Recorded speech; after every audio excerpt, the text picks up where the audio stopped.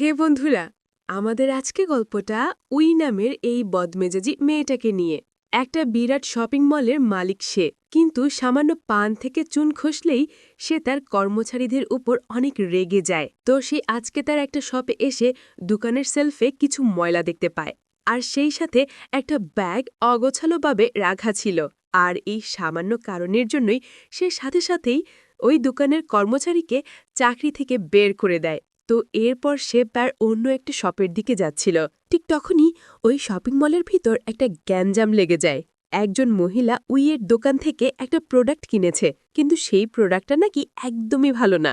মহিলাটা এই শপের মালিকের নামে অনেক গালমন্দ করছিল। উইয়ের ম্যানেজার অনেক চেষ্টা করছিল উইয়ের মনোযোগ অন্যদিকে নামার জন্য, কিন্তু শেষমেশ উই সেখানে চলে আসে। আর বিষয়টি নিজেই সমাধান করতে চাইলে মহিলাটি আরও রেগে যায়। আর ঠিক তখনই সেখানে কুইয়ান নামে কিউট একটা ছেলে আসে, আর ওই মহিলাটির কাছে গিয়ে বলে, শুধুমাত্র আপনার জন্য আজকে আমাদের শপিং মলের শপিং এবং মেকআপ করলে বিশেষ ডিসকাউন্ট দেওয়া হবে। কথাটা শুনে মহিলাটি রাজি হয়ে যায় আর তার ঝগড় বন্ধ করে বলে, দেখেছেন, এই সেলসম্যান ছেলেটা আসলেই অনেক স্মার্ট। সে কত সুন্দরভাবে এই সিচুয়েশনটা হ্যান্ডেল করেছে। আপনাদের সবার উচিত এই ছেলেটার কাছ থেকে কিছু শেখা।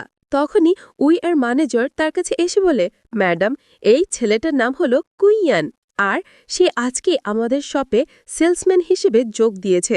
ছেলেটাকে দেখে উইয়ের অনেক ভালো লাগে, কিন্তু সে কিছুই বলে না। তো ওই দিন রাতে নতুন এমপ্লয়ীদের ওয়েলকাম পার্টিতে উই অনেক বেশি ড্রিঙ্কস করে ফেলে, আর ভুল করে সে ছেলেদের ওয়াশরুমে ঢুকে যায়। সেখানে ঢুকে সে গুইয়ানকে দেখে বলে, তুমি কি আমাকে ফলো করতে করতে বাথরুম অবধি চলে এসেছো? তখন গুইয়ান বলে, আরে এটা তো ছেলেদের ওয়াশরুম। বেচারি উই বুঝতে পারে এটা আসলে ছেলেদের ওয়াশরুম। তখন সে হুট করে গুইয়ানের গায়ের উপর পড়ে যায়, আর অনিচ্ছা থাকা সত্ত্বেও গুইয়ানের বেল্ট নিয়ে সেখান থেকে চলে যায়। বেচারা গুইয়ান তার পেছনে পেছনে দৌড়াতে থাকে। একটু পরেই উই তাকে জিজ্ঞাসা করে, তুমি সকালে আমাকে কেন সাহায্য করেছো? আমাকে পছন্দ করতে শুরু করেছো নাকি? গুইয়ান তখন বলে, একজন সেলসম্যান হিসেবে এটা আমার দায়িত্ব ছিল। আমি কেবলমাত্র আমার দায়িত্ব পালন করেছি। যাই হোক, এরপর নেশা কেটে গেলে উই অনেক চিন্তিত হয়ে পড়ে। সে মনেই করতে পারছে না মাতাল অবস্থায় সে গুইয়ানকে কি কিনা বলে ফেলেছে। যাই হোক, পরদিন উই আবারও চলে যায় গুইয়ানের সেই শপে, কিন্তু সেখানে গিয়ে দেখে গুইয়ান একজন কাস্টমারের হাত ধরে প্রোডাক্ট সম্পর্কে বোঝাচ্ছে। এটা দেখে উই অনেক জেলাস ফিল করে আর ভেতরে ঢুকে বলে, আমি এই দোকানের সব প্রোডাক্ট কিনতে চাই। গুইয়ান তাকে বাহিরে নিয়ে বলে, ম্যাডাম, আপনি এসব কেন করছেন? উই তখন জানে আমি তোমার দোকানে সেলস বাড়াতে চাই, আর সে গুইয়ানকে মার্কেটিং ম্যানেজার পদে প্রমোশনও দিতে চায়। কিন্তু গুইয়ান তার এই প্রস্তাব ফিরিয়ে দেয় আর বলে, আপনি হয়তো আমাকে পছন্দ করে ফেলেছেন, তাই অন্য কোনো মেয়ের সাথে আমাকে দেখলে জেলাস ফিল হচ্ছে আপনার। তো এদিকে দোকানের ভেতর অন্য একজন কাস্টমারের সাথে একজন সেলসম্যানের ঝামেলা লেগে যায়, আর সেটি সামাল দেওয়ার জন্য গুইয়ান আবার ভেতরে চলে যায়। বাহিরে দাঁড়িয়ে থাকা উই তখন মনে মনে বলে, এটাই পৃথিবীর একমাত্র ছেলে যে কিনা আমাকে রিজেক্ট করলো। তো যাই হোক, এরপর দেখা যায় উই জিম করতে গিয়েছে। আসলে প্রায় প্রতিদিনই উই জিম করতে আসে, আর সেখানে তো ট্রেনের ইয়ং তাকে অনেক পছন্দ করে, কিন্তু উই তাকে খুব একটা পাত্তা দেয় না। তো আজ উই অনেক রাগান্বিতভাবে জিম করছে, আর এটা দেখে ইয়ং তার কাছে এসে বলে, কি ব্যাপার, আজকে তুমি এত রেগে আছো কেন?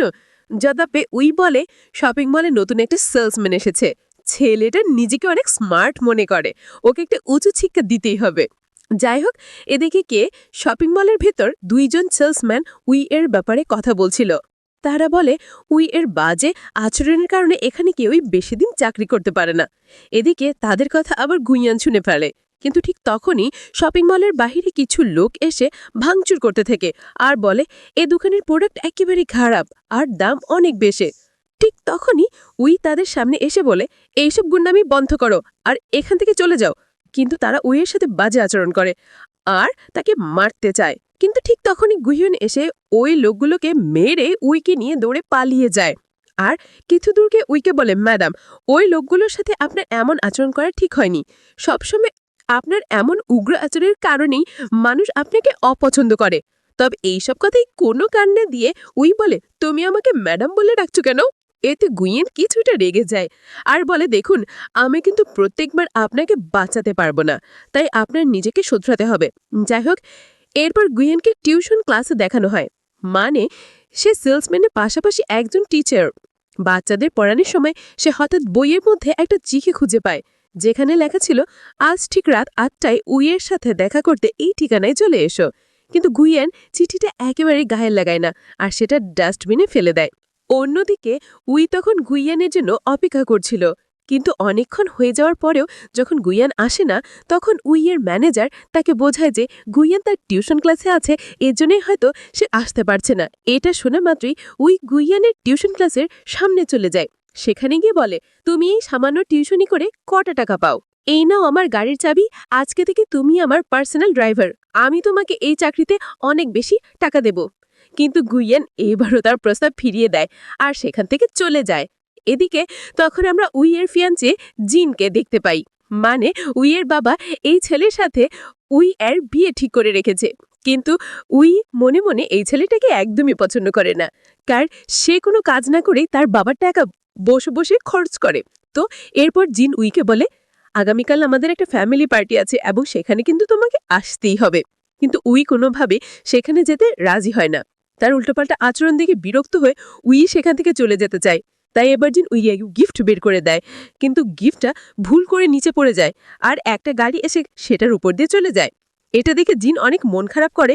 তাই তার মন ভালো করার জন্য উই আগামীকাল তাদের বাসায় ফ্যামিলি পার্টিতে যেতে রাজি হয়ে যায়।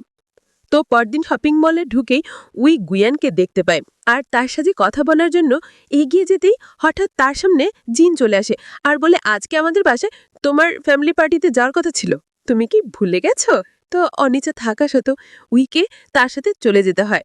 এর কিছুক্ষণ পরেই দেখা যায় উই আর জিনের পরিবার মিলে একসাথে কথা বলছে, কিন্তু তাদের কথাবার্তা বিরক্ত হয়ে এক পর্যায়ে উই সেখান থেকে উঠে চলে আসে আর সোজা গুইয়ানের কাছে এসে বলে, আমি চাই তুমি আমার বয়ফ্রেন্ড হয়ে যাও, তুমি মাত্র 1 মাসের জন্য আমার বয়ফ্রেন্ড হয়ে যাও, আর 1 মাস পরেই আমি তোমাকে এই শপিং মলের ম্যানেজার পোস্টটা দিয়ে দিব, তাছাড়া বছরে 15 দিন তুমি ছুটি কাটাতে পারবে। কিন্তু এই সব কথা শুনে গুইয়ানের মন একটুও গলে না, সে আবার এই প্রস্তাবটা ফিরিয়ে দেয়। কিন্তু এবার ওই বলে, তোমাকে 2 দিন সময় দিলাম, এই 2 দিন তুমি ভেবেচিন্তে আমাকে জানাও তুমি কি করতে চাও। চলে যাওয়ার সময় হঠাৎই ওই লুকিং গ্লাসে দেখে গুইয়েনকে একটা মেয়ে জড়িয়ে ধরেছে। এরপরেই আমরা ওই মেয়েটিকে গুইয়েনের সাথে ডিনার করতে দেখি, আর এই মেয়েটার নাম হলো কুহি, যে কিনা গুইয়েনের ছোট বোন।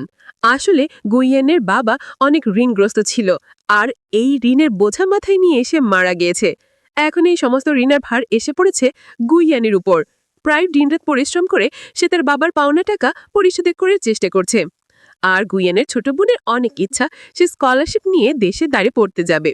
তো যাই হোক, পরদিন দেখা যায় ওই আবারও জিম করতে গেছে, আর ইয়ং বরাবরের মতোই তাকে পটানোর চেষ্টা করছে।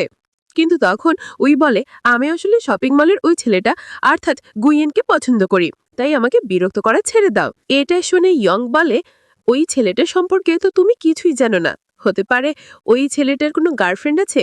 এটা শুনে ওয়ের গত রাতের ঘটনাটা মনে পড়ে যায়, আর সে ইয়ংকে জিজ্ঞাসা করে, আচ্ছা তাহলে আমি কিভাবে ছেলেটা সম্পর্কে জানতে পারি? এবার ইয়ং বলে, তুমি একটা ফ্যামিলি পিকনিকের অ্যারেঞ্জ করো, যদি ওই পিকনিকে ছেলেটা তার পরিবারের সাথে তোমাকে পরিচয় করে দেয় তাহলে ভাবে সে তোমাকে আসলেই ভালোবাসে। তো এরপরে দেখা যায় তারা একটা ফ্যামিলি পিকনিক করছে, কিন্তু সেখানে গুইয়ান একাই এসেছে। তাই উই তাকে জিজ্ঞাসা করে, তোমার সাথে কেউ আসেনি কেন, তুমি কি কাউকে পছন্দ করো? কিন্তু গুই তার এই কথাগুলো ইগনোর করেছে আর তাকে কিছু বলে না। তো এরপরে তারা সবাই মিলে গেম খেলে, আর খেলার শেষে সবাই যখন গিফট নিচ্ছিল তখন গুইয়ান উইকে কোথাও খুঁজে পায় না। খুঁজতে খুঁজতে একটা পর্যায়ে গিয়ে দেখতে পায় উই পাশে রেল স্টেশনে বসে ড্রিঙ্কস করছে। গুইয়ান কাছে আসতে উই তখন বলে, আমি কি এতটাই বদমেজাজি যে আমাকে কেউই পছন্দ করে না? আমি খুব দ্রুতই এই শপিং মলের দায়িত্ব থেকে রিজাইন দিয়ে দেব। কিন্তু গুইয়ান তখন বলে, কে বলেছে তুমি বদমেজাজি, তুমি যেমন আছো একেবারেই ঠিক আছো।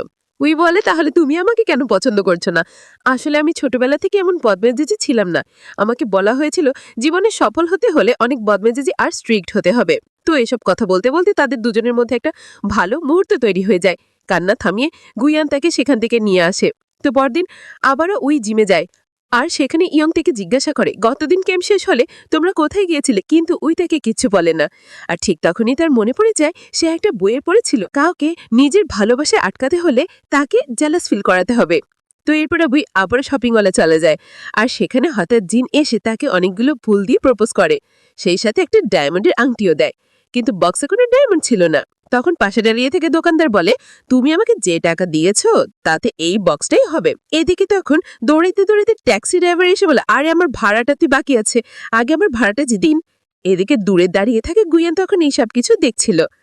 আসলে গুইয়েনকে ডিলাস ফিল করানোর জন্যই ওই জিনকে দিয়ে প্রপোজ করার নাটকটা করিয়েছে, কিন্তু জিন সবকিছু তালগোল পাকিয়ে ফেলেছে। আর এমনটা দেখে সে রাগ করে সেখান থেকে চলে যায়। এরপরই সে গুয়ানের দোকানে কসমেটিক্স কিনতে আসে। গুয়েন কিছু বলতে যাবে, ঠিক তখনই সেখানে জিন চলে আসে আর উইকে বলে, আজ রাতে কি আমার সাথে ডিনার করতে যাবে? উই এতে কোনোভাবে রাজি হয় না, কিন্তু জিন বারবার তাকে রিকোয়েস্ট করতে থাকে। কিন্তু ঠিক তখনই